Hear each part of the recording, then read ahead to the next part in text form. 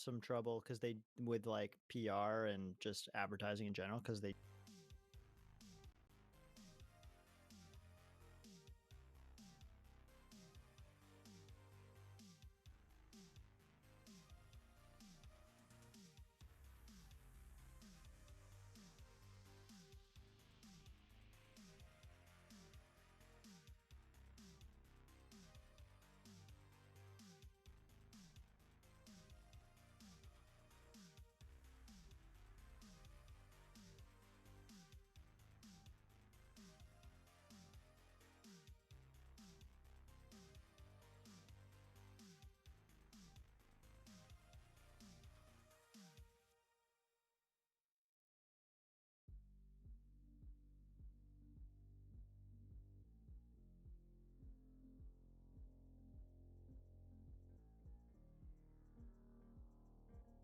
Good evening, ladies and gentlemen. Good evening. This is Why Not Be Reckless, aka Why Not Be Casting. They count kind of a freaking big deal. If you don't know, now you know. And this right here is your North American Halo League, week number 7.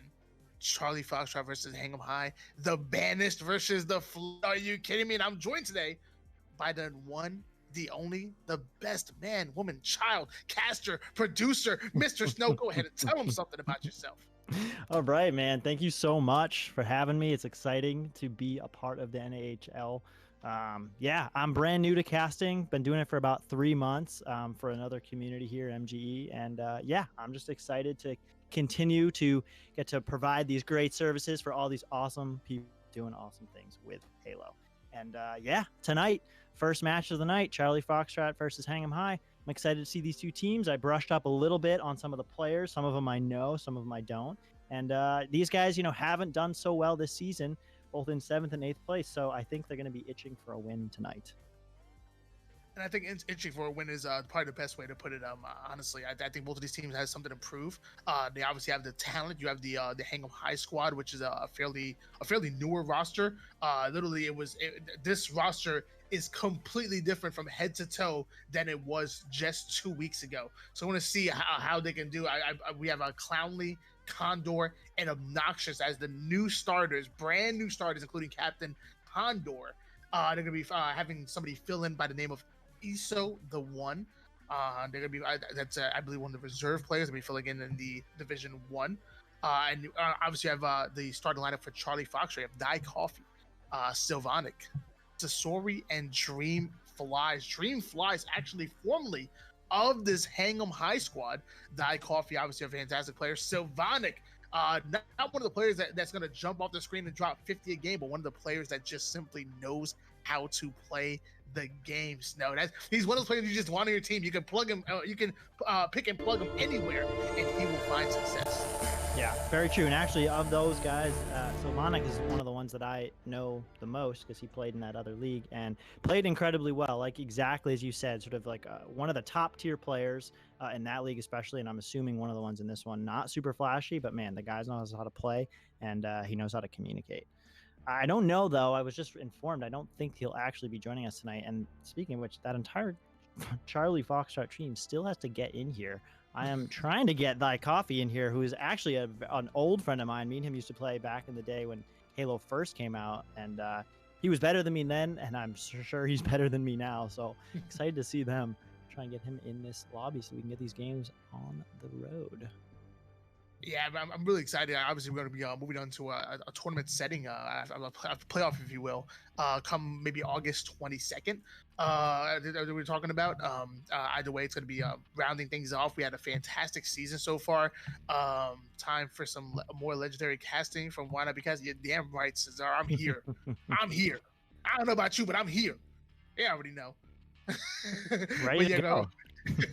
We're approaching that playoff time where things matter, and obviously all this season was leading up. I imagine there's going to be a seeding, obviously based on the rankings and flawless. I'm sorry, my apologies. Hang'em High and Charlie Foxtrot have not done themselves justice to give themselves a good seeding going into this tournament setting. So we're going to see what they can do. Obviously, you don't want to be in the 8th or 7th seed, but we have a couple more weeks. Maybe they can climb themselves in to a 6th or a 5th seed if they play better Halo or even near perfect Halo. Get someone much better record. What do you think about that, Mr. Snow? Yeah, I think that's true. I mean, looking at the standings, right? We've got Fohammer in first place pretty commandingly with a 100% win percentage so far, have not lost a series. But then we've got one, two, three, really four teams in the middle there, sort of fighting for second place. Yes. And with a couple of games left to go, if Foxtrot and Hang 'em High win a couple, we see a couple of these others go down, there could be an opportunity for these guys to climb up to the, fifth or sixth slot, I think, there. And by the way, guys, don't think we just enjoyed the milk. I mean, they did call me cereal, man, but I don't come with just milk. Okay, we're waiting for one of the squads to come in. We have all of Clownly, Condor, Iso, and Nox already in the lobby, already ready, raring to go. They're licking their lips, they're running their hands across. They're ready to pounce, if you will. And I was waiting for the other squad. That'd be Charlie Foxtrot, currently 1-5 at the standings on the screen right now. And as you said before, Faux Hammer 100% win percentage. That's absolutely insane if you really think about it. And obviously, second place is a three-way tie between Flawless Cowboy, the Banished, and In Amber Clan. Mind you, the Banished is going to be on this the second matchup of the night. And here we go. We have Die Coffee starting to join in. So we have one player coming into the lobby. Things are starting to get exciting. Obviously, again, this is a North American Halo League, a little bit different than the HCS settings that you guys might be used to. Obviously, Mr. Snow, we have no timers, no weapon timers. That's a huge Yes. deal. Yes. Extended mags into pistols. I think that's awesome. And then certain maps just have different weapons. Like for example, I am a huge fan. I call it the Ninja Noob Tube, if you will. But the grenade launcher, I believe there's actually a grenade launcher on Regret. One of my big new favorite. I thought a map layout on the screen for everybody to see. But I believe there's actually a Noob Tube on the Regret. By the way, we have Empire, Coliseum, Refuge, Fisher, and Truth. What do you think about the settings that North American Halo League is running, and what are some of the differences on the map, and what do you see being that X factor, Mr. Snow? Well, I think that the timer, obviously the timers not being there, like blatantly obvious, the players are going to have to keep track of those times. Now, granted, they're still operating the same way. So, that, right, on the 2 minute mark or the 3 minute mark in, those are going to be those new weapon spawns that come up. But, in the heat of the battle, that's certainly the case. You might forget it if you don't have a coach behind you doing, oh, where's custom games here? Sorry. There we go. Well, how do I change it? How do I change it to Forge? Sorry. The back button. Oh, just B. Oh, I gotcha. Sorry, new time doing this. Making sure we get all the servers the right. And I assume here everybody changes to the right team and everything that they need. Yeah. As Mr. Snow was alluding to before, let me give you guys a huge hint. If you guys are planning on signing up for any North American Halo League, or you're already signed up right now, I'm gonna give you guys a big hint on how to step your game up. Okay, this is an inside secret, and if you're not doing this by now, you need to start doing it right away. Stop coming into these games without a coach. If you are coming into these games without a coach, you are doing yourself a huge disjustice. And honestly, you should probably smack yourself in the face right here, right now.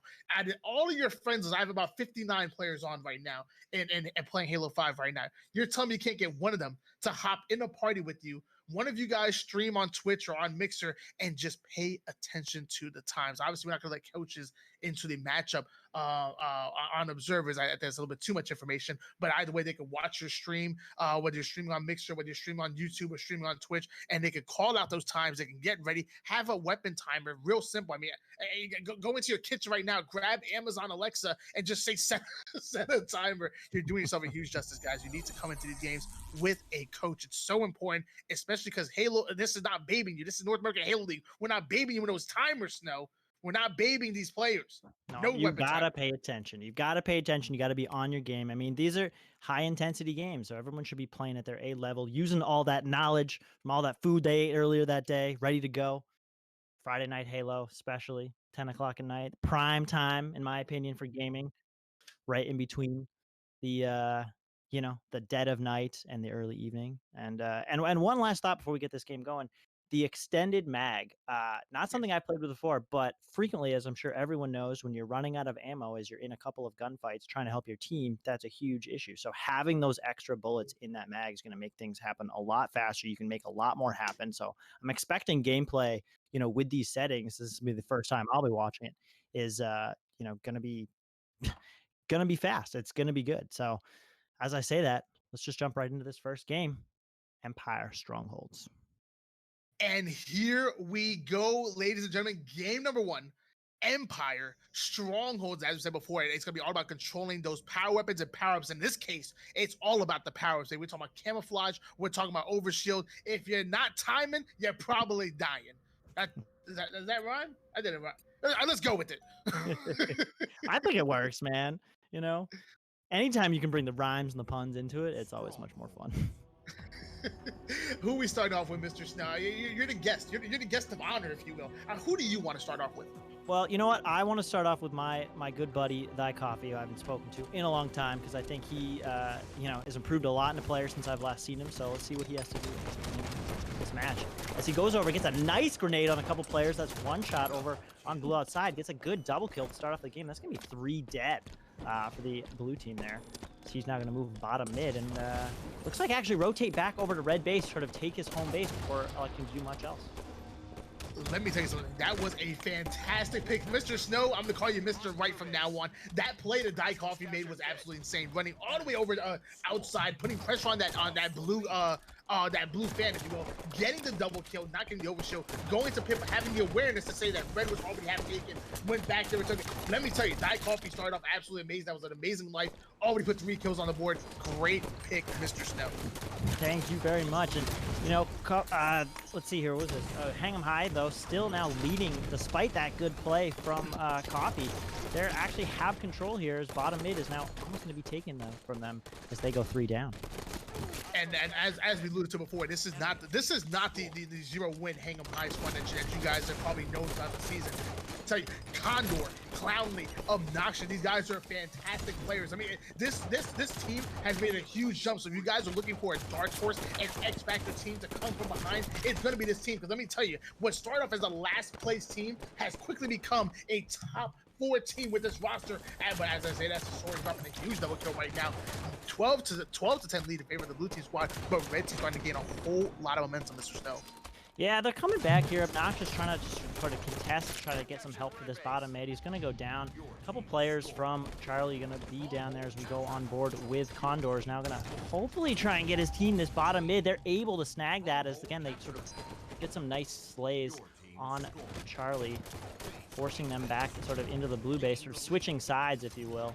And Condor here, playing this very smartly. I like it, just sort of locking down this position, preventing those players from making any real moves on that bottom mid. And as everyone mostly knows at this point, bottom mid is a huge contest point here. It's very difficult to get and very hard to defend. Yes, you're absolutely right. And as Easy 5 Shot said in the chat, Charlie Foxtrot is the team that he is rooting for, because they say that the red team has just instantly gone 3 down right now. They have now lost 2 base, and Condor already pushing in for that 3rd base, that ever so elusive trip cap. How are you liking that, Mr. Snow? How are you liking that? Yeah, I mean, we just as that happened, Obnoxious using this overshield very well, being super, super aggressive here. Got that trip cap, continuously now fighting over for this camo. Not sure if that's up or what's going on, but pulling off a good double kill, like just focusing on the slays now at this point. They're going to continuously rotate as Charlie Foxtrot is spawning over on blue base, and they're just getting slay after slay here. And I could see this going, really getting out of hand quickly here.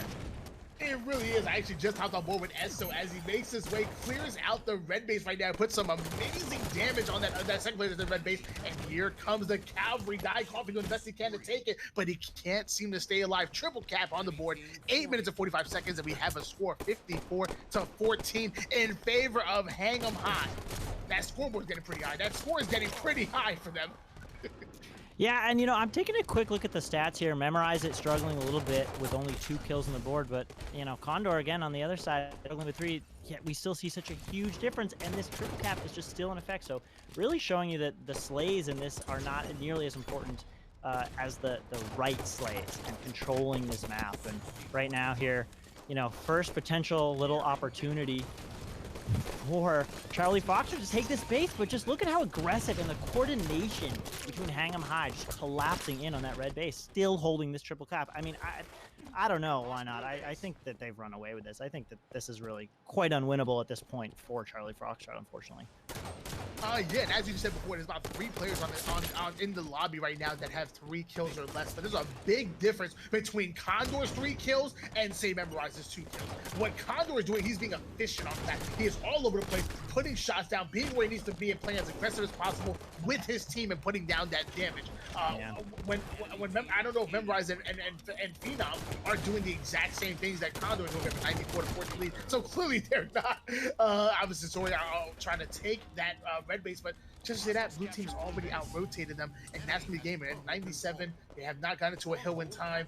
Phenom almost gets ninja by Condor right there, and that's gonna be game number 1 in pretty quick fashion, going towards Hang 'em High. Yeah, and you know, we'll pull up the stats here in just a second, but certainly outslayed by a little bit now, and I think that just sort of happened more towards the end there, because otherwise the story of that really is the rotations, getting the right, and all of their members sort of collapsing in on the exact same time, seeing a whole lot of assists as well from Hang 'em High. And a really short game. I mean, that's a 5-minute long game. Like, man, Hang 'em High looking really, really strong right now. And I'm looking at the scoreboard right now, and just as I kind of alluded to before, I mean, again, Condor only had 3 kills. You could talk about that, even only 5 assists, but the damage right there, almost 1,200 damage, keeping up with this team. It's not like he was slacking as far as the damage department. Well, on the other side of things, sadly, the other team wasn't able to put down that same amount of damage outside of Die Coffee and Sasori. Die Coffee putting up 2,100 damage with 59.6% accuracy, dropping a 16-8. That is a huge effort, valiant effort, but ultimately losing effort, especially behind Obnoxious's 19 kills and only 7 deaths. Yeah. But hopefully they can brush that one off. The next one going into a Slayer game. Kali Slayer, I believe, is what we're going on to next. Yes, it has going to be Kali Slayer again. That is going to be a map that really tests the new settings. You have you obviously have a sniper rifle, you have a rocket launcher, but again, I can't say this enough. There is no weapon pad timers. NAHL is not babying these players. You need to be on that timer. You need to be on those settings, which is why I say you need a coach or a timer or a brain. I don't have one of those. But well, you need something, I guess. You absolutely need something. Mind you, guys, we have double-digit most beautiful viewers. Let me tell you guys, give guys a hand in the chat. Give you guys a hand. You guys are beautiful. My God, it's the best-looking audience I've ever seen. And my man Obnoxious dropping the 5 biddies. You showed them biddies, girl. You showed them. You know, it's funny. His name is Obnoxious, but I probably have the biggest ego in this lobby right now. You know, but I love the way he spells it, though, too, with the Nox and end with the Z's. Like, give yourself a little bump and then put yourself right to sleep, you know? Get that nice balance. Too many Z's for me. Come on now. What are you doing? What are you doing, Vinny? It's just like somebody from New York just coming here with like 18 Z's in your name, just misspelling. I'm sick. In fact, you know what? Hang 'em High, disqualified. I'm sick of this. I'm sick of them. I have the power here.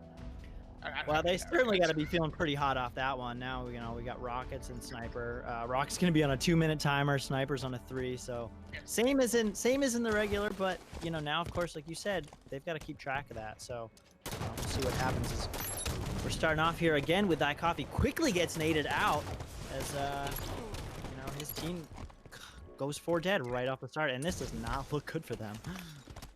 Hey, can you do me a favor? We would hop on board here with Obnoxious, aka Vinny, the man out of New York. He dropped 19 and 7 last game. He absolutely deserves our praise right now, as he has the rocket launcher, puts it right to Die Coffee's face. So let me tell you, you don't need coffee when the rocket launchers are waking you up in the morning. Let me tell you that. 7-1 lead in favor of the blue team squad with 11 minutes and 25 seconds with the gameplay. 30 seconds in and already a 6-point lead. Mr. Snow, what is going on here?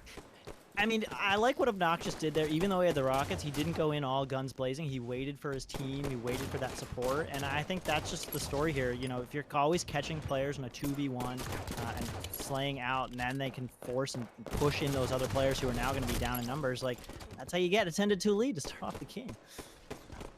I'm gonna have to agree with that. But let me tell you, man, when it snows, it hails. You have a 12-3 lead. Hey, like that. But you have a 12-3 lead in favor of the blue team squad right now. 10 minutes and 49 seconds. I'm still on board with Obnoxious. I don't think he's died yet. The man is currently 4-0 right now, working on a perfection. I mean, a little ahead of myself right there. Killing spree Ernzo and gets the double kill. Gets a little fisticuffs. Mesmerized. He was mesmerized. I didn't memorize. He was mesmerized by the fisticuffs. Yeah, and they had that. They had Charlie Foxtrot just sort of pinned down in blue base. He made that great play going. Everyone's sort of taking their angles over at the outside corner. Some coming in from caves, others coming in, him coming in right from the bridge there. And that's just at this point they can just trade out. And even so, I think this lead might even be climbing a little bit, 17-8 now. And as we go on with Savior, I'm curious, really curious, like what the change that Charlie Foxtrot needs to make a comeback here. I'm sorry. As you were going on, with the casting, Memorize went after a melee against Iso, and Iso dropped the nastiest sticky on him. Gave him something to remember right there. I'm actually on board with Memorize right now. He's putting some good shots down. Finally trying to get a little warmed up here. Gets the kill on Obnoxious. A good kill right there. Now challenging Condor and Red. Let me tell you, he's challenging Condor and Red Cave right now. Almost wins that battle at 21-12 right now. Red Team needs to do something to slow down this momentum because it's starting to snowball in favor of Hang 'em High. This might be just as quick as game one was. Yeah, and just as we see Obnoxious just getting beautiful shots, even that one-on-one. Now, of course, fighting again with Coffee and taking him out, challenging a player in caves. He's going to be called out. Iso's most likely going to clean that one up. It's like Clownley was the one to do it. But, yeah, I mean, this lead just keeps climbing. These players just keep collapsing. And, yeah, I think they're just playing a lot faster. We're just seeing the team shot be much quicker. They're putting on this pressure. As now Iso grabs the sniper rifle up at Top Cat, and he knows where his team is, and they know where Charlie Foxtrot is spawning. Just all taking good angles to be able to do this work. As Iso now off Top Cat, fighting with Phantom again with the perfect kill challenge. Like, these guys seem to have the teamwork down and the individual ability to take on each one of these players. And let me tell you something, the sub AK Iso, the one, actually has a sniper rifle in his hand right now, an extended mag pistol. I believe has actually 7 shots in the sniper rifle right now. So look at that scoreboard. That scoreboard is getting quite out of hand, Mr. Snow. 34-16 lead in favor of the blue team squad. 8 minutes and 18 seconds worth of gameplay, but I don't think time is going to be a factor in this one. And already snipers going down. That's a Snow. No. Woo! Give me chills. Give me chills for a second there. Sorry. Oh my gosh, let me tell you, Iso the one, he is the one, if you will, controlling Catwalk side right now as he makes his way over towards the snipe side. But I'm kind of double back here. Now going to challenge Die Coffee. That's not a player you want to challenge. Let me tell you, Die Coffee has a pretty darn good pistol, if you ask me. Yeah, and look at that. He notices that Die Copy had to jump on him, so Iso with the sniper smartly backing down, sort of takes a good angle. Bottom recognizes too. Charlie Foxtrot didn't push it all at once. They were probably waiting for their teammates, as we saw, and so Iso now taking a better position up at top rockets, where it looks like there actually are some rockets there, if I'm not mistaken. So maybe his team will go looking for them, but at this point, they don't even need them. They're up 40-21. They've climbed their lead even more to, what is that, 20 kills? Yeah, so again, this one most likely all she wrote, and I can only just hope that Charlie Foxtrot now, coming back to an objective game, Refuge, definitely a different type of map than you tend to see in typical Halo 5. Certainly going to be a much slower game type, less rotations, and more just taking that map control. And I'm hoping that can be their game type. Because right now, yeah, especially being still on board here with Iso the One, Hang 'em High looking very, very dominating.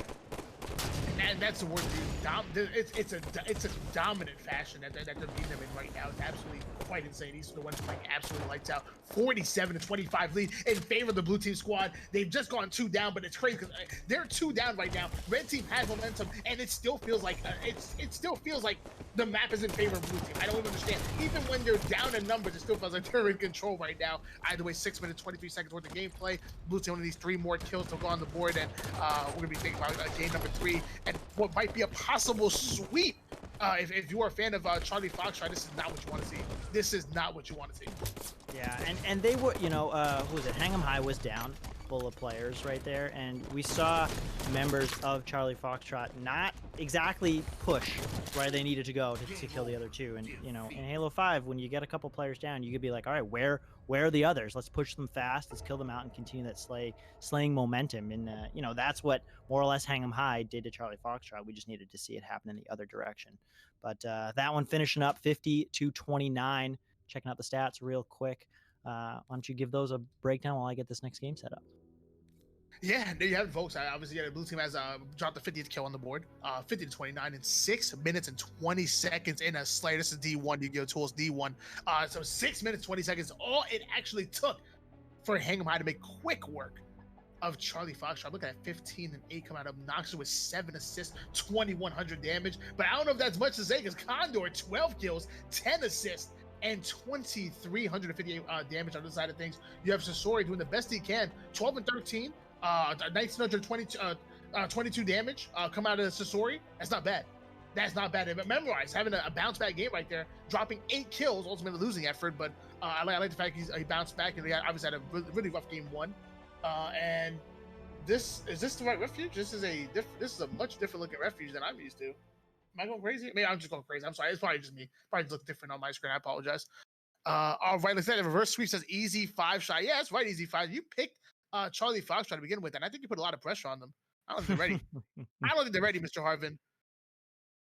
Well, they're gonna have to be ready because we're starting the game right now. Game number 3, first 2 going to Hang'em High. Seriously, a lot of momentum.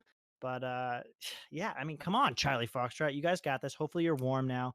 Like we mentioned before, this one putting some power weapons in the hands of both teams right off the beginning too. Both have some sniper rifles, so I'm curious to see what happens at the beginning of this game.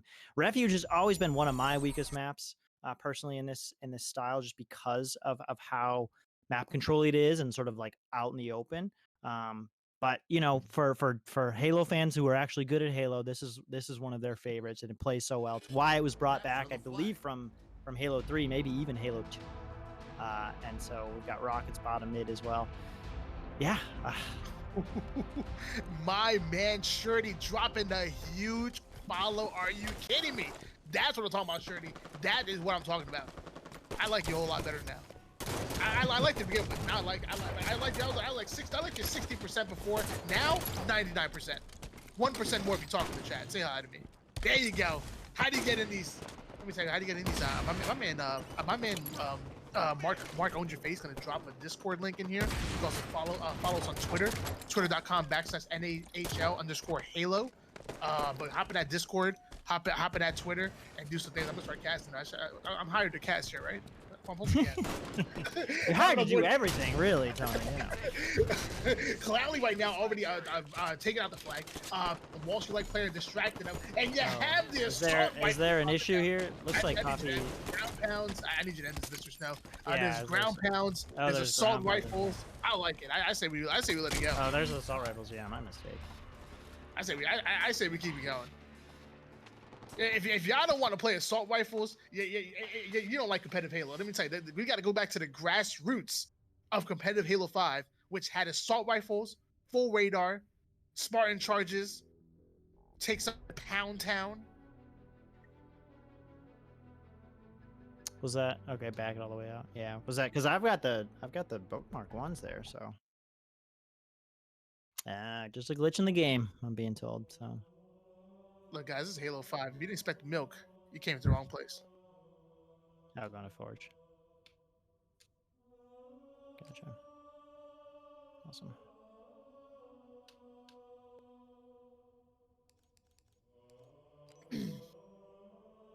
I get anything started again. Here, folks. Again, this is your North American.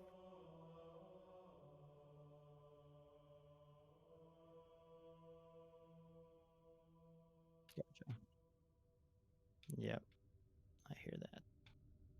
And just to remind you guys at home, this is your North American Halo League week number 6. August 7th, obviously, 10 p.m. Eastern. Charlie Foxtrot versus Hang'em High. Hang'em High is currently leading series 2-0 right now. This is a closeout game for them.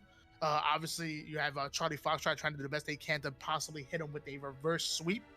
Hey, Mr. Joe, can you pass the milk? And don't be blaming Mr. Snow, okay? Easy 5 shot. Let me tell you, you come at him, you come at me. I got gallons in my fridge. You can have it all. And you right now. Talk to him like that. I'll talk to him like that. Mr. Snow, pass the milk. I'm thirsty.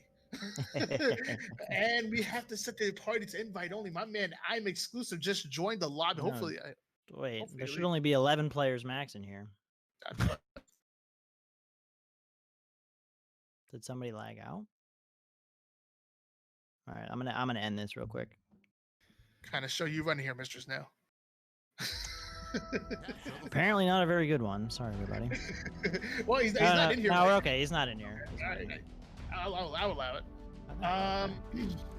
I say we hop on board with Condor. He obviously had a bounce back game last game. He had the most damage in last game. He's already making himself all the way towards ring one. Grabs the rocket launcher, but goes down almost instantly thanks to a phenomenal nade by Phenom.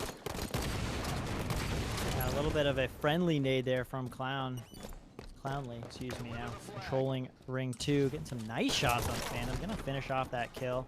A couple players down from Foxtrot, but you know what?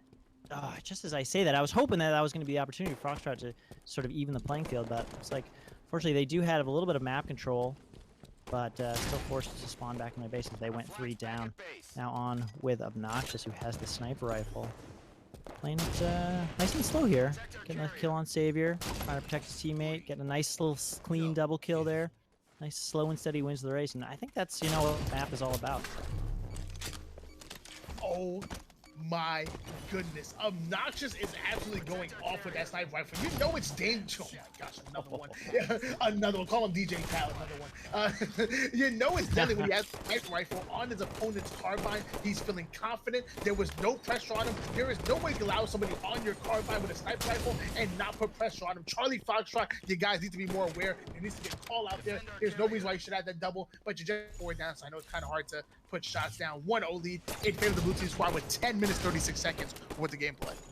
Yeah, and I mean, phenomenal snapshot and another one right there. You can't necessarily prepare for that, but you're 100% right. You can't let a player, especially in that type of position, he was bottom mid at that time, not get the right kill. And Obnoxious going for the cheeky snipe, tells out his opponent. Of course, then he finishes off Memorized for the nice and easy, it seems so far, killing Frenzy, and 2-0 lead. This is, nicely done, Hang 'em High. I mean, you guys just played out of your minds here. Obviously, Charlie Foxtrot, still a great team, but Hang 'em High just clearly showing their prowess. Absolutely. This is an incredible display of Halo. As of right now, you have the red team combined with 11 kills on the board right here. Obnoxious has 10 by himself. I'm actually still on board with Obnoxious right now as he puts the 11 kill on the board, puts some fantastic shots to that player. Memorized, gets the cleanup by ESO. 2-0 lead in favor of the blue team squad, and there's a 5v run. Is this supposed to be a 3-0? This can't be a 3-0. This Snow. I hope not. Yeah, no, it is. I mean, and I was hoping, Coffee was sitting up there. He had ring 3 control, and he was getting some good kills, putting out 2 damage, but his team just wasn't quick enough to take that mid control and be able to stop that run. And kudos to Hang 'em High. Obviously, that was an interesting route. Taking it under turret and around the corner there, making it really difficult too for anyone to put shots from where from probably Truck was spawning. But and that's wrote 3 minutes and 1 second for that 301. Condor with the 67.6% accuracy. Obnoxious with an almost 80% accuracy, 1400 damage. Obviously the MVP of that game. Like, oh my gosh, getting that much damage alone in that amount of time, sort of regardless of the kills, is insane. So nicely done. I mean, they made it look easy. Oh wait, Snow, what happened? I went to the bathroom and it was over. What happened? Oh my gosh. 3-0 I know. in favor of North American Halo League. And let me tell you something. This was them showing off. This was them showing out. This was them saying that they were not the same team as that team that goose egg as far as in the win column. You got an overkill come out of Clownly. You got a killing frenzy come out of Obnoxious. Obnoxious shot 80% that game. It's not he hit. I think Jordan once said you miss 100% of the shots you don't take. This man 80% of his shots. Absolutely insane. But guys, don't touch that dial. I don't want you guys going everywhere. I see you almost pressed that X button right there. Let me tell you, you take your finger off that mouse right there, because this was only part 1 of a doubleheader. Next round, you have the Banish going up. The Banish is actually tied right now for 2nd place. This is do or die for them. They do not want to fall out of that second place placing. So they definitely want to keep their placing. They want to assert their dominance, but they have to go through the flood. And so we've got on the Banish that we'll be seeing in a little bit tonight. Tools, Jolly Josh, Strally, NA, Brooks. And then on the flood, Depths, right, I'm gonna butcher this name, Rizker. I apologize. I'm excited. Just riskier. I've just been told. And then Scholastica, who's just a recent pickup there from the Flood. And I'm not sure who the fourth player is. I know previously it was Nikolai, which I know to be a phenomenal player. And that one, as you just mentioned, tied for second place right now. Technically, based on maps one, I think third place is the Banished and sixth is the Flood. Again, taking a look at these stats, Flood's not super hot on CTF. The Banish is not super hot on Stronghold. So, I'm hoping we see a good little balance here between what this best of 5 has to hold, and that should be a good one to watch. It definitely will be a good one to watch indeed, and yeah, I mean, you obviously have the one that I love about this Banished squad. This is not just a random drafted team as you normally would see in these kind of tournaments. These are friends. These guys play together. They play together a lot. They're ran by Yu-Gi-Oh tools. They're part of the SVP coaching program where they take younger, less experienced players and grow them out. They can almost turn almost any gold and platinum level player and get them into a diamond onyx level head. At least where the intellectuals are, and then all they have to do is then simply work on their shot and keep improving. These guys, these SVP coaches have done it time and time again. Actually, LPK Crusher, one of the students of the SVP coach, and this man has made leaps and bounds. So you guys definitely want to check out the Banished.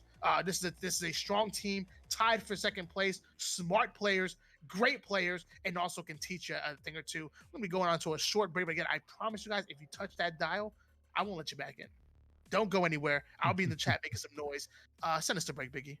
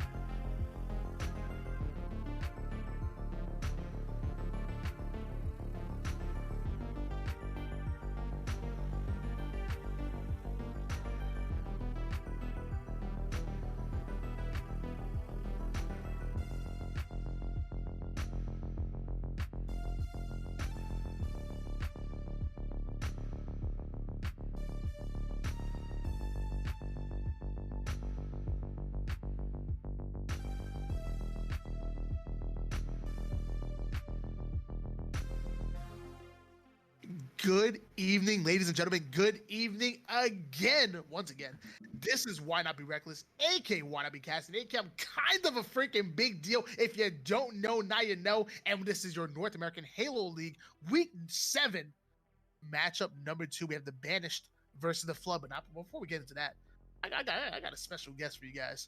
I got my man, Mr. Snell. Tell us something, Mr. Snell. Hey man, how you doing, dude? We just had an awesome opportunity to cast Charlie Foxtrot versus Hang 'em High. Hang 'em High really showed up to play, taking that one in a 3-0 sweep, and pretty convincingly at that. I mean, I hate to speak ill of Charlie Foxtrot, so I'll rather just speak very highly of Hang 'em High. Man, they showed up to play, looking like to be one of the best teams now, I'm told, in this league. So hopefully there's a good opportunity for them to make some headway in the standings, as they are in 8th place now, probably moving up to 7th as they take that victory. Of course, now moving on to the Banished versus the Flood. The Banished, one of the teams in there for 2nd place. Yu-Gi-Oh! Tools, Jolly Josh and his squad against the Flood, who are trying to get in here right now. I'm super excited for this matchup, especially because just the limited knowledge I know about how these teams have played in the past. This one, I'm gathering, is going to be a little bit of a closer matchup. Yeah, it's definitely gonna be a more exciting matchup. As you guys saw, match number 1, as my partner alluded to, you know, it was less about the struggles of Charlie Foxtrot and more or less the positives that this dude Hang 'em High, this rejuvenated roster brought in. But enough about that. That's old news. That's old news, Snow. We're here for the new. And as right now, you have a team that right now is tied, and they're stuck in a 3-way tie for 2nd place. Yeah, that's going to be the Banished, made up of Yu-Gi-Oh! Tools. Today, made up of Yu-Gi-Oh! Tools, Jolly Josh, Blue House 8, Blue Casas, Azul Casas, and EON Sinister with 2 Ys. Obviously, you have this team battling for that 2nd place title. We have the SVP coaches in Yu-Gi-Oh! Tools, Jolly Josh, and Blue Houses, where they try to take lower ranked players, newer players, and hone their skills, make them better, give them the knowledge, the tools. If you guys actually scroll down below the stream, below NAHL report about Halo, you're gonna see a really beautiful emblem, a red and a blue player staring at each other. International as Spartan V Pro. Guys, you want to take your game to the next level? I want you guys to do me a favor while we're waiting for this matchup to get set up. I want you to click that link. If you want to take your game to the next level, you click that link right now.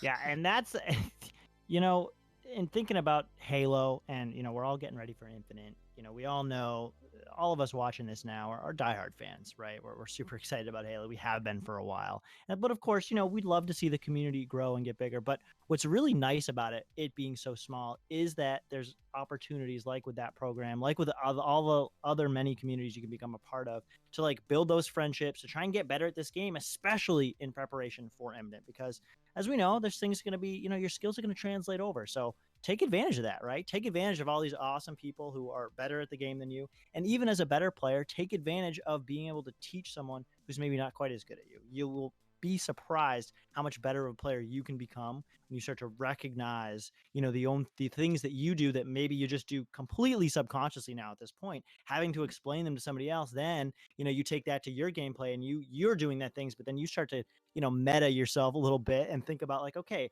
what am I doing? What kind of could have I done better in that scenario? How could have I helped my team out to be able to get that win? Because, you know, matchmaking system's not perfect. You know, building your team is not perfect. You're going to have all sorts of different skill sets coming in, and, you know, having the flexibility, having that ability, you know, to work with people and work with yourself as you get better and become more and more competitive.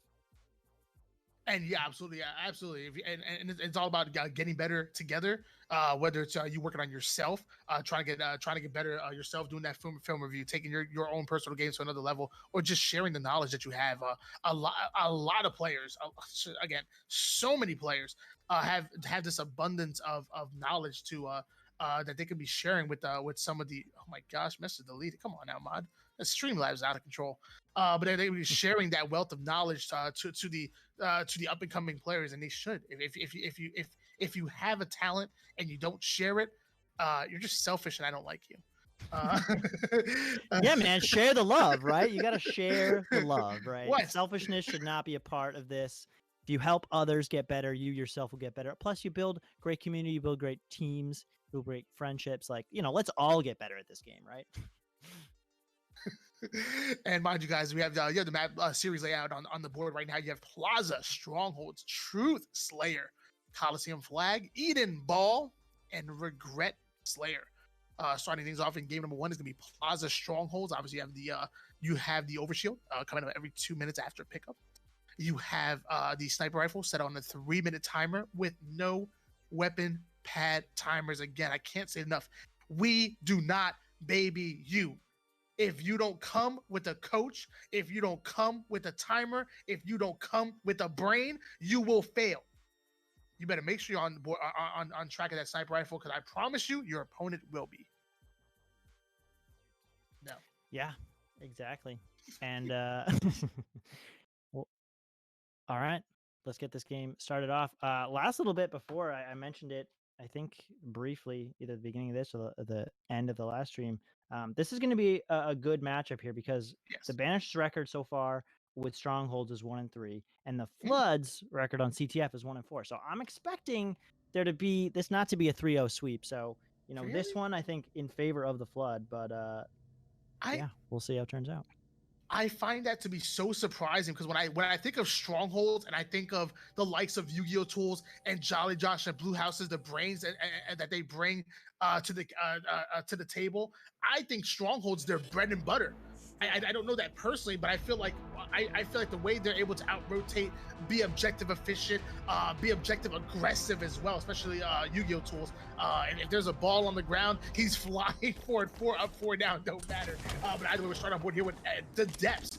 As he makes his way over to goes fast, going all the way towards Nest, putting some great shots down on Sinister, and Sinister goes down. Now putting shots in that player going for Camo, and Jolly Josh whiffs the Camo out the first time, gets to the second time, Sushi gets the double, and man, it's already starting off pretty hot, Snow.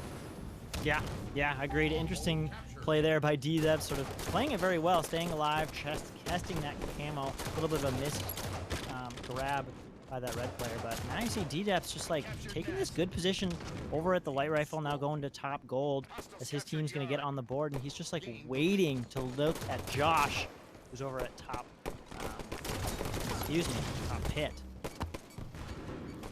Yeah, I'm actually still on board here with the Depths, and he actually took out Yu-Gi-Oh! Tools right there, still just navigating that top gold like a champion. They just cannot kill him.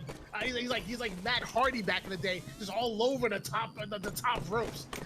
He knows what he's doing up there. Now looking to challenge Blue House right now, but he's gonna get double teamed and finally be able to take out the Depths. But you know what? Honestly, the way he was able to milk that life, he actually has only died one time, and that was it right there. I like the way he was able to milk his life, Snow. I really do. Yeah, and he was just like playing a very aggressive position there too. So, I'm sure he wasn't necessarily expecting to live. Obviously, that information to his teammate really benefited too. And I'm checking out Sushi, who's here at top nest, gonna get killed by Jolly Josh. This is gonna maybe give Red Team an opportunity to take that nest. As they do so, is yeah, True Heavy here is gonna have to back down from that, and they grab nest and start getting on board themselves. And Too Heavy, let me tell you, I believe that young man from the EU, and let me tell you, this man is talented. I play him in matchmaking, and let me tell you, we start off the game, and we have the same amount of kills, somewhere between 0 and 5. And then I blink twice, and the man puts up 32. I don't know how it happens. He puts up the most sneakily high stats that I've ever seen. Like on board here with Too Heavy as he makes way towards bottom and trying to milk as long as possible. But the coaches are coming in. Sinister puts the shotty to the body. Trip cap in favor of the red team, which once was 1-3 in Strongholds, is now looking like they're trying to make a run right now with that trip cap and trying to put another win on the board in their Strongholds record. Yeah, and Sushi was over there in Plaza, taking that Plaza stronghold by himself. You always wonder in that situation, I always do, is it best to go support your team for the play they're trying to make, or do you stand there and just try and stem the bleeding a little bit? He elected to stem the bleeding. Of course, now still alive, their team waiting for everybody to be back up. And red team now going to go down a couple players. But likewise, I say that, this is a nice back and forth. See, now this is the kind of Halo that I love to watch.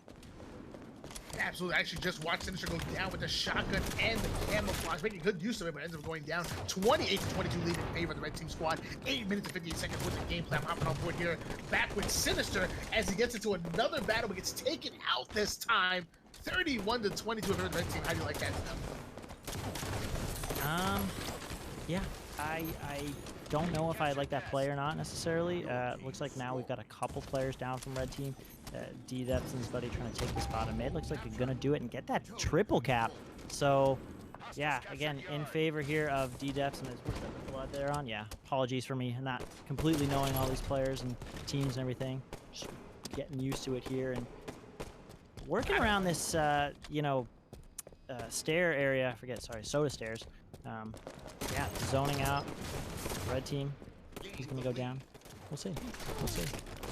And so actually, I'm on board here with Yu-Gi-Oh! Tools as he makes a very good push towards that LR. Now flying straight to the, this is what I was talking about before. Being objective efficient, being objective aggressive. Yu-Gi-Oh! Tools not skipping a beat, able to fly all the way towards Nest, put some good shots down on 2 players, back right away, stay alive, get to S4. He may have died right there, but his I guess his damage on the map, his effectiveness on the map was certainly 100% there. Who do you want to hop on board here with Snow?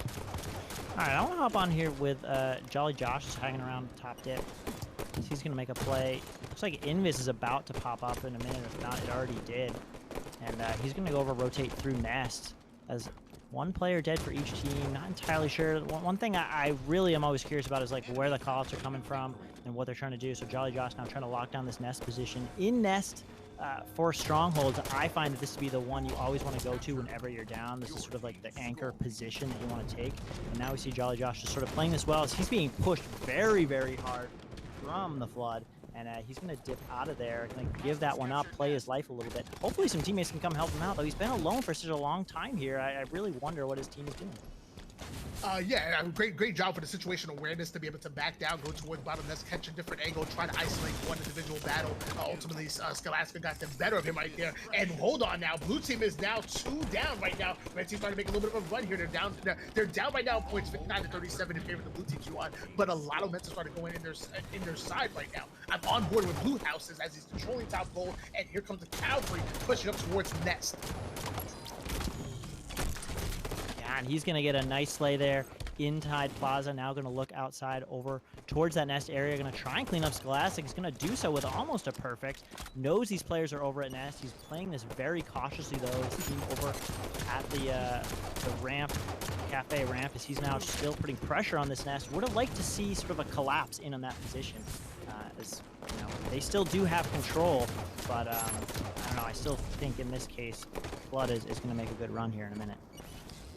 And man, can we talk about Sushi right now? The man is currently has 16 kills, 7 assists, and only 7 deaths right now. Is a large reason why his team is 62 and 52 right now with the lead. Points still being put on the board. 5 minutes and 46 seconds worth of gameplay, so you know what that means. There's probably a camouflage coming up extremely soon. Or actually might be first in this place. Sushi's still making the way over towards Nest, winning another individual gunfight, taking out Sinister. The man is a one-man wrecking crew. I'm very impressed on how Sushi is playing right now. Very impressed. Yeah, good job staying alive there. I don't know if he jumped up on a little ledge up there. S4 jumps down, gets the defense, using this plasma system incredibly well, taking out these players who don't even really know he's there, as he gets the nice, gets D-Depth for the double there, and he's just locking down this Nest position, continuously going S4, S3, listening to his teammates' calls, putting on shots across the map, and they're on a nice little run here. They are a nice little run, but you know what? It's 79-52 right now, so the game is not out of reach. What does the red team need to do at this point, Mr. Snow, to get right back in this game and maybe take some control? What do they need to do? Well, let's go on here with, I want to go on here with Sinister, who's making a play for Nest. I think that is the right position here. He's going to get in behind this player, but he's got to take Sushi out, who's just been hanging out top, and he needs some help to do so. So if they can take Nest, you forget bottom mid because it's too hard to take. Then you can start to, work your way for the slays. But yeah, you've got to take a stronghold at this point. 88 points and counting. Blue team really has the control here, especially using that plasma missile serious effect, just zoning all these players stuck over in Plaza.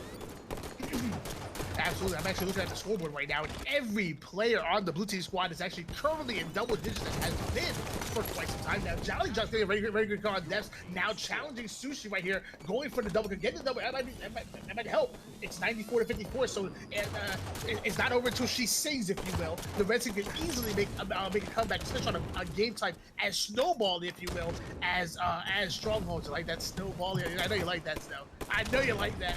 Anytime there's a snow reference, man, I'm into it.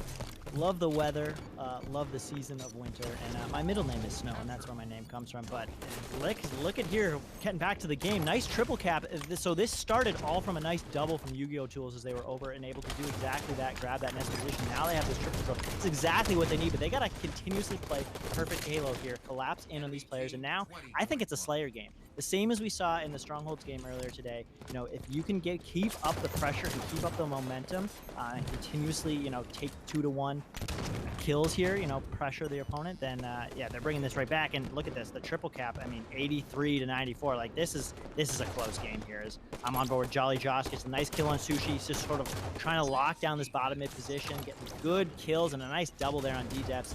Could this be the triple? It is, and there we go. We got a good game here. They could steal this one right now. They absolutely can. Yu-Gi-Oh! Tools has the trip cap. He has the camouflage in hands right now. This is it. At this point, he's sitting bottom mid. There's no way they can take it. And the Banished have come from behind and taken this game number one in a spectacular fashion, if you ask me. Excuse me, that's 194 right there. They had a lot of control in getting the game. Blue team started to run with it behind the slaying prowess of Sushi, and Banished simply did not give up. They did not give in. They did what coaches do. They stay humble. They keep their level heads, and they came right back in. Look at the scoreboard right now: 16 kills, 14 kills out of Blue House and Yu-Gi-Oh! Tools, 21 assists between the two of them. Now, mind you, Sushi, 21 kills and 11 assists, absolutely fantastic. But you can't blow that game. You can't blow that game number one. Too important in the best of 5 series, and you guys had almost complete control. I'm not a fan, Mr. Snow. I'm not a fan. Yeah, they outdamaged. You know, the flood outdamaged them there, and so it just goes to show you that last play, that last triple cap. It's like that's what made the difference. You know, they kept it close the whole time, and they were able to make it work there. That triple cap lasting for so long, you know, really hurt them. What was it? They were down, I don't know, 94 or 88 to what, 60 or maybe even a little bit less. And so just that last spurt of momentum, it's sort of like, you know, when you're sprinting, you're in a race, right? And you're like, well, do you come out the gate fast and hot, or do you sort of come out slow, build up, and then sprint at the very end? And that seemed to be what the Banished really did right there, and it paid off. We have some of the players, actually Yu-Gi-Oh! Tools in specific, who's actually to reset the lobbies, asking to go forge and then to go back out and try to refresh this lobby. Can do. Thank you, Yu-Gi-Oh! Tools. Also, one of the great casters out there. If you've ever had a chance to hear him cast, super knowledgeable, and yeah, somebody I look up to. Got to cast with him once. It was a great experience. Oh yeah, definitely one of the best in the business. 100%. He's absolutely insane. I worked with him a lot in one of the other leagues. That we're not gonna talk about the other leagues. I'm not gonna talk about them. But I definitely got to work with him in one of the leagues, and it's a phenomenal talent. I learned a whole lot from him. I think we could talk about the other leagues. I mean, hey, you know, there's something we were talking about, you know, earlier, you know, off stream, right? Like it's we're all in this together, right? Especially, you know, Halo 5, Halo Infinite. Like we don't need to compete with one another. Like let's support one another. You know, everyone here is trying to do cool things, and so there's plenty of Halo to go around. Am I right? I'm competing with everybody. Everybody. Yeah, that's right. Wait a minute. Forget that. This is Halo. Are you kidding me? Let me tell you. I want you guys to leave the North American Halo League Twitch right now. I want you to go. Why not? Twitch.tv/wine_bcasting right now. I'm in competition. All right. Game number 2. Truth Slayer. Yes. About ready to get this one started. What are your thoughts on this map in general? I mean, I love this map personally. I think this one brings out the raw skill of every player, just because there aren't any power weapons on this map, right? Yeah. Well, power up, but not a power weapon. Yeah, try true to my number 1 map. Followed very closely by Plaza, and then I can get rid of the rest. Uh, but yeah, so I'm a very big fan of Truth. Obviously, got to control that camouflage. I would say the plasma pistol is obviously a bit of a power up in the right hands. Speaking of Yu-Gi-Oh tools, he always has the joke that he says that the plasma pistol is the poor man's sniper rifle. That's what he calls the plasma pistol, the poor man's sniper rifle. Yeah, you know, it's like a slow sniper bullet, right? Monster says, I'm trying to cast this next match. Well, let me tell you, Monster, you ain't taking my job. I promise you that. I promise you, I would kill you before I let you take this job. Just sit down, you enjoy the show. Who the hell do you think you are? Yeah, I'm gonna board here with Yu-Gi-Oh! Tools as he makes his way towards bottom card. Already one shot though. Depths taking him out. That was in depth right there. That was in depth knowledge of that character was gonna go that way. Yeah, and I just jumped back on with Sushi, who killed Blue House, just burned that camo. Now looks like off here Too Heavy getting a nice little double here, and they're gonna go up 4-0. Sushi now just locking down this blue street. You know, electing to sort of split the map, right? Truth is one of those things like, okay, if you know where the enemy's spawning, you can sort of like post up, get a good position, and split the map accordingly. As you see him now go up 7-2 as B-Debs gets a good double. I always find it refreshing watching players like Sushi, like in a game like Halo 5, where it's always constantly pushing up as fast as possible, trying to outspeed your opponent to that positioning, and utilizing the movement to gain advantage over your opponent. Sushi just plays at his own pace. He's just chill. He walks around the map. He gets his shot. He wins his battles. Like he's just chilling the whole time. Everybody's like frantically thrust slide all over the place. Nah, not Sushi. Sushi chilling. Yeah, it's one of those things like whenever you watch good players, as we see Yu-Gi-Oh! Tool now take out Sushi, you know, bringing this one back now 7-9. He's going to take this top pink tower. It's position, right? Position is one of the most important things in this game. And there you go. You see Yu-Gi-Oh! Tool's helping his teammate out, getting that kill on Too Heavy, and now rotating as they tie this one up and gets a distraction over in red base. And that's exactly what you want to do in Halo. Yeah, I'm sorry, I apologize. I'm actually on board here with Jolly Josh. Making his way over towards Car's side, actually. Notice that all 4 players of the red team are currently up. They have a chance to make a push right now. You know, it's funny. I said it before. I think objective is their bread and butter. I really believe they're an objective efficient, objective heavy team, and we saw them display game number 1. But some might question how good are they in Slayers.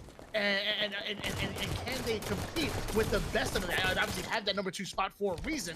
Let's see if they can hold it right now. They're currently down 15-11 with 9 minutes and 51 seconds. So you know there's a camouflage coming up. That's gonna be real important to us. That's gonna be really important.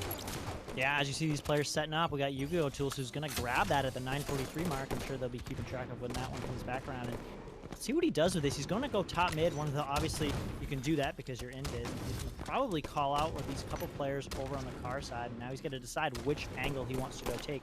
He's going to elect to go over for D-Depths using that 4-man snipe rifle. Not quite going to finish off that player bottom car, though. He needs some help from his teammates. He's, again, still utilizing this camo super well. I love the patience he's playing here. Just that single shot with that plasma pistol, too. Like, man, unfortunately gets taken out by Scholastica there, but I really do like the way he played that one, and now only down 2. And we remember I was asking, what's the series score right now? It's 1-0 in favor of the Bandage. Actually, if you look at the top middle portion of your screen, you actually see the overlay, and it will let you know the series score throughout the series. My man Biggie, always on point with that. Production is absolutely on point. And no, the Bandage is actually the red team. I'm gonna board here with Blue House. Actually just got a very important kill right there. Making his way over towards top red right now. Sneaking up behind a couple players here. This can be a very good flank if you are a fan of the Bandage right now. Blue House is wrecking house and putting down some very, very good damage. Yeah, and you know, he missed that grenade of that player up in the attic there. Fortunately, though, his team was right there to clean it up, and he did die, but hey, you know, that was still an important move from him there. Down, unfortunately, still 4 now as the Flood try to sort of take this one as we reach sort of the middle part of this game. And, you know, as we hit this point, this is where you're going to start to see sometimes either one team pull away from another, and we're kind of seeing the Bandage do that. I'm on with Scholastica anchoring down this position. Now he's exactly knows where these players are spawning. We can see them on our screen with those outlines. He's going to put shots in Gary there and still hold this top mid position. And yeah, absolutely. And yeah, the Flood is playing absolutely lights out right now. They have a 5-kill lead. We're approaching the 8-minute mark of this game. So again, another camouflage coming up. If the Bandage is able to get that camouflage, they might be able to convert that into 3 or 4 uncontested kills and maybe make this a little bit more of a game. But they're coming down by 4. Camouflage is up. Sinister doing the best he can to try to defend it, and finally goes in the hands of Blue Houses. Yeah. And Sinister doing a great job staying alive there, putting on the necessary damage as they keep this lead from the Flood only at 4. But now with this camo, who has this? Who got away with this camo? You know, that would be a huge one there. I missed that, unfortunately. But only down 3 now. Yeah, we'll see what can happen here. My gosh, I'm actually on board with Scholastica right now. Let me tell you, Scholastica has 11 kills, and I mean, has 12 kills, and only 7 deaths right now, playing absolute lights out. The only player right now in double digits, and no signs of slowing down. He just took out Sinister. Now gonna make his way over towards that card side. Maybe fly time. Look at it. He has 2 players perfectly in front of him. Yugi and so the Blue House taking the same exact angle on P3. And let me tell you, the Flood is actually starting to run away with it. They are starting to run away with it now. Yeah, and you were right on point there, Scholastica, just being able to be in that superior position, having that high ground, putting all these shots on players, and enabling his team to come in and clean those up as they're up 35-29. This is sort of the critical moment here is now Scholastica, again, doing a great job dipping and diving top mid. Eventually does go down, but just staying alive for as long as humanly possible is unfortunate. Jolly Josh getting a big kill on Sushi right there. Actually, on board here about Jolly Josh and makes his way over to. Oh, actually, makes his way over red court. Has a nice little flank over here on red P side. Getting some good shots on Depths now. Taking out Depths and doesn't play in front of him too heavy. If he gets this double kill, that could mean something. That could be a lot of momentum going in favor of the Banished. Yeah, only down 3. I like it, though. He's playing his life. He's waiting for his teammates to go. Of course, that player Too Heavy knows he's there, and Too Heavy's going to get the basket for sure. Be on with him. His teammates there just a little too late. Will still get the kill, though, and that's really important, right? The speed in which your team is able to respond to your callouts is huge, especially in this critical part of the game. Only down 4. What do you think that they need to do here to sort of take the lead here? I think they just play exactly how they're playing right now. They're playing smart, putting shots, staying alive, only down by 4 right now. Johnny Johnson Blue outside the wicked little 1-2 combo. Garrett comes in and takes out Scholastica, bringing down within 3 kills. Johnny just going for the flank, one for Too Heavy. Another SVP coach right there goes down. Now we're back within 3 kills. 5 minutes, 60 seconds worth of gameplay. The game is not over yet. The Bandits are on their way to make another come from behind victory. Let's see if they can do it. Let's see if they can do it. Because Sushi here has got this camo, and he's used it pretty well for a couple kills there. 44-41, though. They're certainly keeping this one close. So I jump on now with Sinister. Just taking this anchor position top. They're sort of splitting the map. Everyone's slowing down. Nobody really wants to make any serious plays. Looks like there is one player, though, out of position. As that's Paul. He barely gets away. Nice play by him to dip and dive and keep himself alive there for as long as possible. So actually, we're starting to see a little bit of a collapse here for the Bandits. They're trying to collapse on Blue, but it's a great. So Sinister getting the huge 5 on Death right there. Now getting some shots on Scholastica. 46-45 lead in favor of the Blue team, but they just went 4 down right there. All the momentum going in favor of the Bandits. Now, can they capitalize on those spawns? You know, same thing that happened in the last game we saw. This sort of massive comeback. These guys really just firing at all cylinders now late in the match here. 47-46. They brought it within 1, the closest they've been in a little bit now. Yeah, this is going to be a nail-biter. Getting into a huge battle with Garrett, gets him, he actually takes him out, but Jolly Josh comes right back in it. They still have a 1-kill lead, but this is clutch time. Blue team needs 2 kills, red team needs 3. That's a tie of game 48-48. Snow, take over. Oh my god. All right, I'm on with Jolly Josh. He's underneath the base as his team is pushing up into red 1. He's going to get these nice shots on Scholastica, and they're going to take it for the victory. Nicely done. Nicely done again. Another comeback from the Banished. I cannot believe what I'm seeing here. Another huge comeback coming out of the Banished right there, winning the game 50-48 in 8 minutes 34 seconds. I'm looking at the scoreboard right now, and look how pretty that looks. 14 kills out of Jolly Josh, 13 out of Sinister, 12 out of Blue Houses, and 11 out of Yu-Gi-Oh! Tools. Everybody, almost everybody in double-digit assists right there. Fantastic assists across the board. That's 50 kills. That is 30. My apology. I can't do math. That is 30, almost 40 assists right there coming out of the Banished. Absolutely incredible gameplay. On the other side of things, you have Scholastica dropping a big 15 kills and 7 assists. Depth doing a great job with 13 kills and 12 assists. And I'll even go down to Sushi, 11 kills and 10 assists. Great plays all around. But man, the band, let me tell you, when you have a team of coaches, you always have an advantage when it comes down to clutch time. And that's what you're seeing come out of this SVP coaches squad, aka the Banished. Yeah, for sure. And, you know, that one, 50-48, could have gone either way, right? Like you saw both teams just make some great plays there. And it sort of, you know, come down to the wire. That's going to be a great one to go back and look at, you know, where were our opportunities for teams like this who have coaches and they say, you know, in those close games, you know, what was the difference maker here? You know, where were the key points of decision making? You know, when the pressure's on, and that's been the case the past 2 games. We see the Banished just come back, they turn the pressure on midway during the game, and yeah, just take the win in a very, very nice way. And I said it once before, and I'll say it again, guys. If you want to take your game up another level, and I want you guys to do me a favor, I want you to scroll down while this game is being started up, Coliseum on Capture the Flag. Below the stream, yeah, and below NHL Halo, below About Halo, on the left, almost on the left-hand side, you have a beautiful emblem. A red Spartan and a blue Spartan staring at each other, international at the top hand corner, and it says Spartan V Program. If you guys want to take your game up to the next level, I want you guys to click on that link as fast as possible. If you're already a good player, turn into a great player. If you're a bad player, get good, kid. But either way, we're starting on board with Coliseum catching the flag. Game number 3. Can Banish close this out, or can this squad, the Flood, do what they've done in the first 2 games? They've held momentum. They've brought it in. They've been at the finish line, but they're afraid of red tape. They're afraid to cross it. Yeah, and unfortunately, you know, this is one of the maps here, you know, from the stats we have. Flood's not super hot with CTF, so, but, you know, this also, I believe this is a different squad than we've seen probably before in the past, so hopefully they know their CTF collie, you know, with Sniper and Rockets being the 2 power weapons, no power-ups on this one, and I'm going to start off here with Scholastica, who's taking this position, trying to contest with this Sniper. He's going to back down, just play his life, and, yeah. I'll make his move as a couple of his teammates come in and collapse.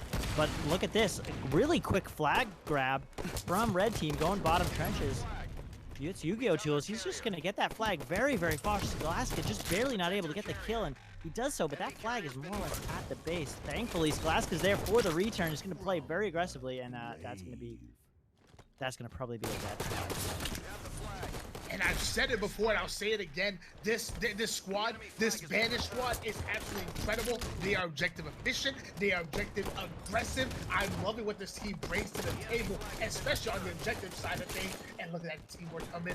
Blue House and Jolly just working a 1-2 combo right there on both those players. A little bit sticky grenade, kind of killed this teammate and that player, but I'll take it. Either way, great plays come out of Blue House and Jolly Josh. If they keep working that 1-2 combo, baiting the switch, they will be successful in this game and ultimately in this series.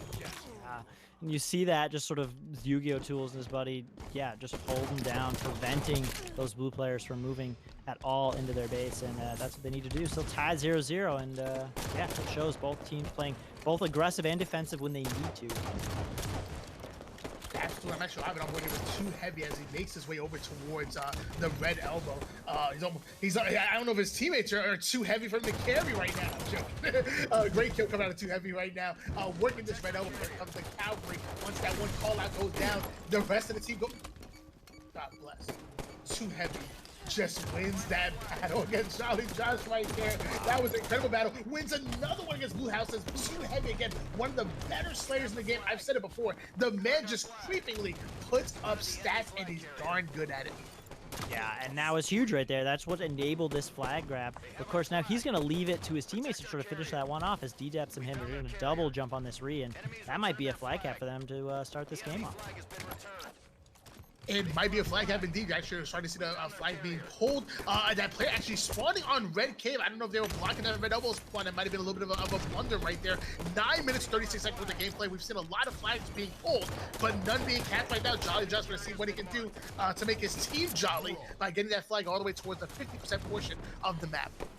Yeah, very scrappy back and forth here. Players jumping on flags, pulling them at various times. It's a little bit tough to keep track of as Too Heavy gets the return on his. Now, is that going to enable his team to get a flag? No, it's a double return here, and basically all 4 players alive now at this point as we see red team start to make a push into blue team's base. So I actually just hopped on board here with Depths as of right now. He is absolutely mowing down this Bandit squad, dropping a big double kill in purpose to get the triple kill, but Sushi, his teammate, steals it. Sushi, you are selfish. You robbed him of a triple kill. You should be ashamed of yourself. In fact, disqualified. Done.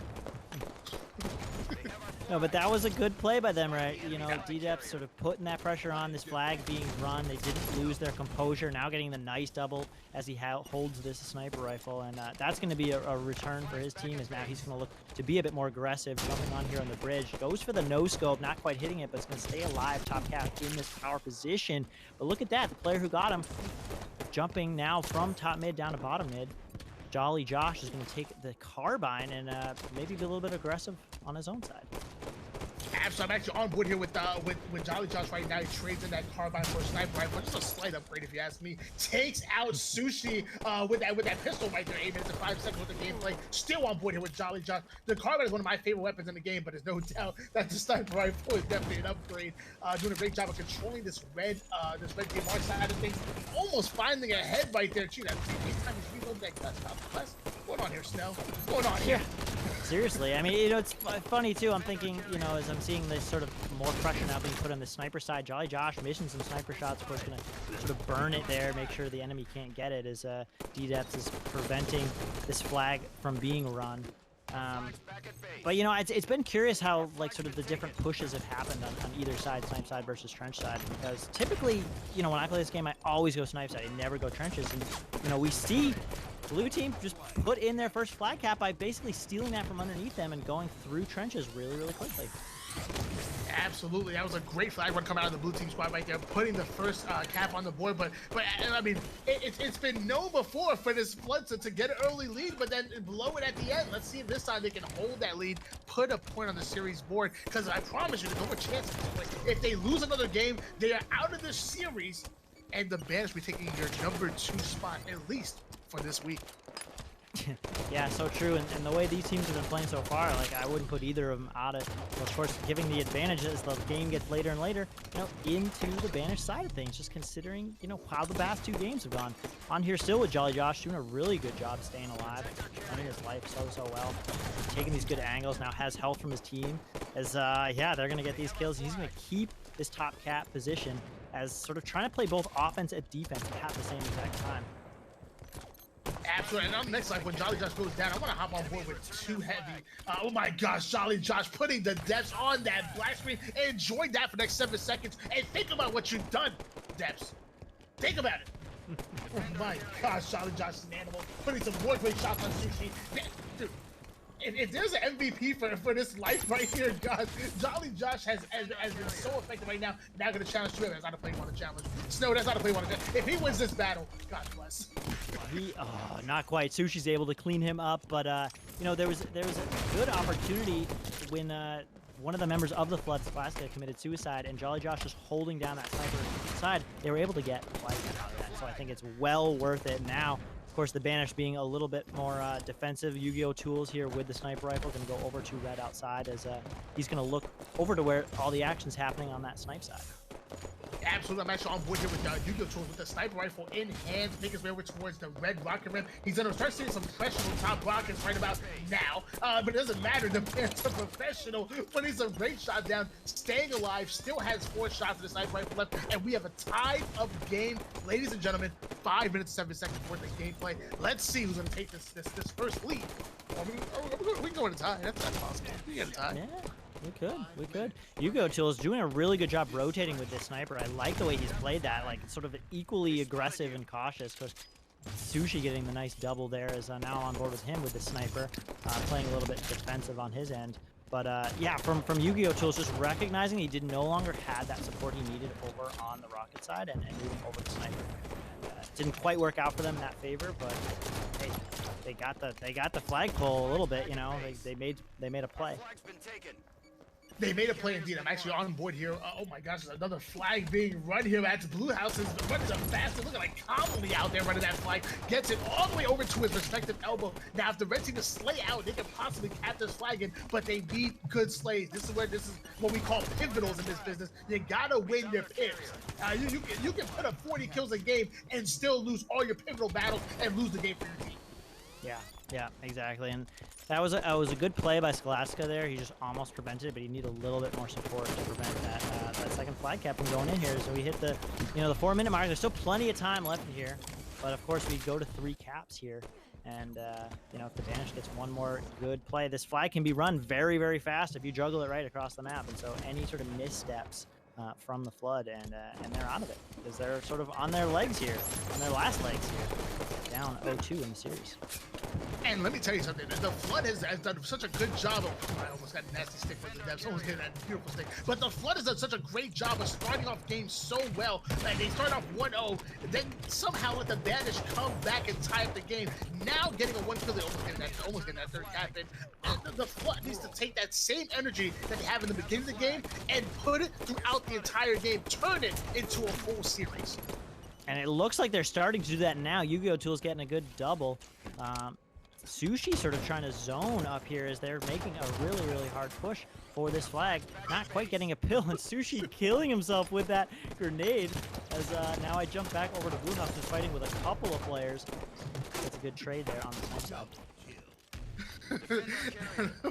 I don't even know what to say. I want to make fun of the play, but I feel like it's too easy right there. Sushi going for the back smack and instead committing suicide. I don't know what's going on here. 2-1 lead in favor of the Bandits right now. Blue Houses goes down. I'm actually on board here with 2 heavy as he makes his way all the way over toward the top catwalk. Has a 4-shot sniper rifle left. Blue team can possibly turn this push into a second cap and tying up this game. Let's see what they can do.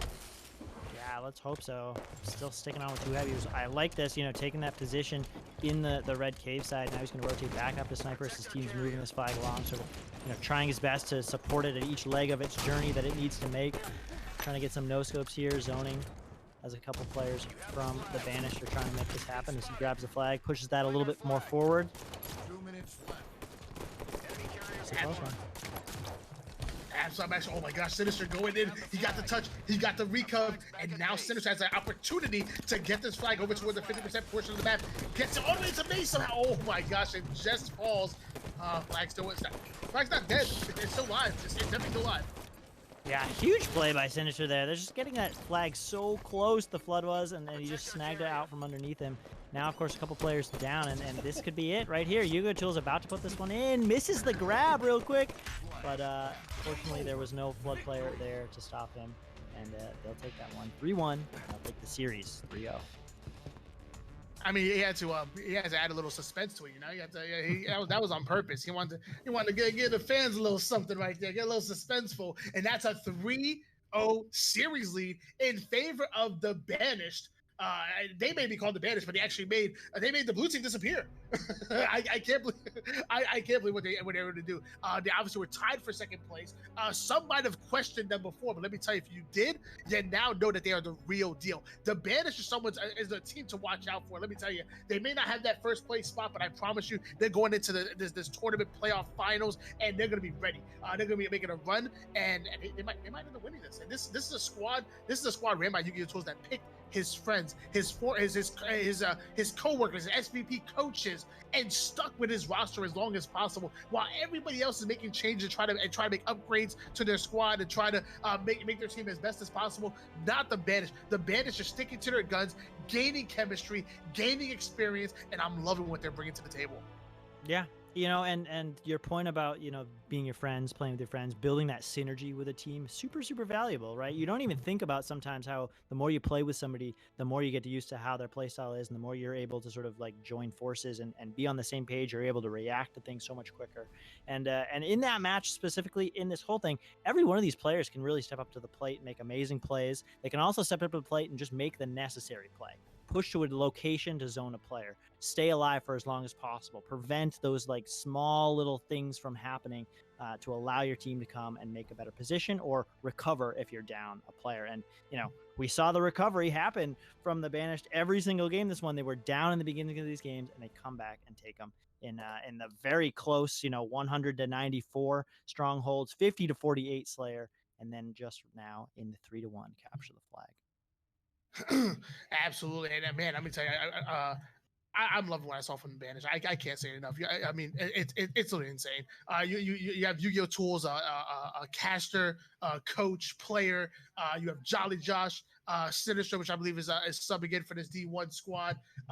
Just all around fantastic players. 3-1 lead. I'm gonna just to take a quick look at the scoreboard. I'm not gonna harp on it, but just the slays were so even across both teams, but what set them apart was the objective efficiency and the objective aggression that came out of the Banished. And there's a reason why that they were in your second place team, and now definitively your second place team. There's no more a tie right now. This is your second place team right behind Fohammer. Again, guys, my name is Why Not Be Reckless, aka Why Not Be Casting, aka I'm kind of a freaking big deal. If you don't know, now you know. If you guys are wondering, you got twitch.tv/why not underscore B underscore casting. I'm now streaming, casting, tournament organizing. I'm doing it all. Obviously, we have Mr. Snow here, who, which Mr. If you can plug anything in the chat, please do. If you have any links or anything. Again, this was your week number 7, Friday night. We're gonna come right back at you guys tomorrow night. We're coming right back at you guys tomorrow night, 10 p.m. Eastern, doubleheader, 11 p.m. Eastern again. And I'm actually looking at it right now. We have Fohammer going against Flawless Cowboys, along with In Amber Clad going against the Maul. That's going to be fantastic. But I don't want to give you all. I don't want to give you all the goodies. I want you guys to do me a favor. Hop in that Discord right there. If you want to know the real information, if you want to know the real goodies, hop in that Discord. Check out the rosters. Check out the standings. And while you're at it, you guys want to get some good games, go into 8s, go into 2s, go into matchmaking, get a part of the community, because this is great what we're doing here. It really is great. Again, Why Not Be Reckless, aka Why Not Be Casting, aka I'm kind of a big deal. We're signing out of here, folks. Biggie, get the hell out of here. I'm done. Can I say hell? Oh, damn. Can I say damn?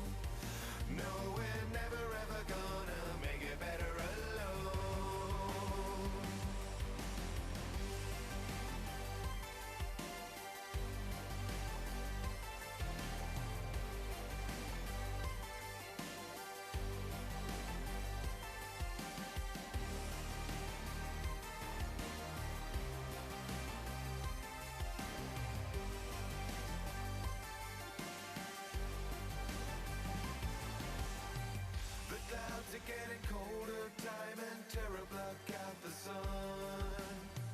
We're fragile, growing older, there's no solace here for the young, and we will never